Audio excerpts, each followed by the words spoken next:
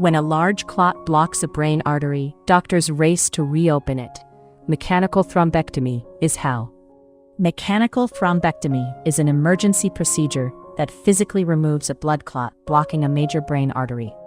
It treats ischemic stroke caused by a large vessel occlusion, when a big artery to the brain is suddenly blocked. Around the dying core lies the penumbra, brain tissue still alive but at risk. The procedure aims to save it. Historically offered within 6 hours, thrombectomy can now be considered up to 24 hours in carefully selected patients. On arrival, the stroke team performs a rapid exam, a CT scan to rule out bleeding, and imaging of the brain's vessels. A thin catheter enters an artery in the groin or wrist and is guided up to the blocked artery in the brain. A mesh stent retriever expands inside the clot and grips it, or an aspiration catheter suctions it out.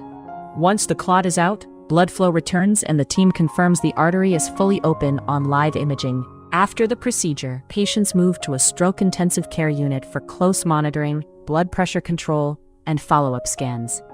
Rehabilitation often starts within a day or two. Physiotherapists, speech therapists, and occupational therapists guide recovery. The biggest gains usually happen in the first 3 to 6 months, when the brain's ability to rewire itself is greatest. Preventing another stroke is central. Blood pressure control, cholesterol management, blood thinners when needed, and healthy habits. Did you know you can get this treatment abroad at the same quality you'd get in the US or Europe for a fraction of the cost? Ginger Healthcare is one of the world's most trusted medical travel companies. It helps patients to find safe and affordable care in India, Thailand, Turkey, Singapore, Dubai, Malaysia, and more. Visit ginger.healthcare or check the description for details.